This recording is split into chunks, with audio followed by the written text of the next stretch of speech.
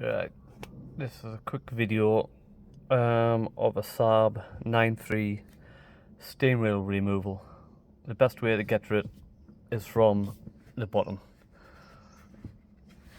What I'm using is a bent screwdriver because it's too hard trying to get a straight one in with the steering cowling and the dash in the way.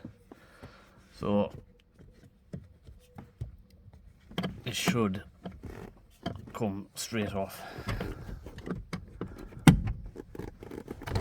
That's it. It's popped off.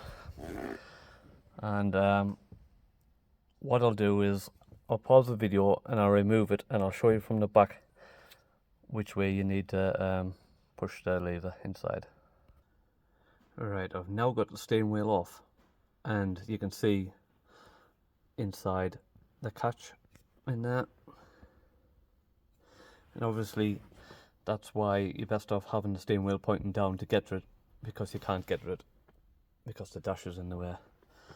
All you need to do is pop that in and push it up and it clips open the airbag.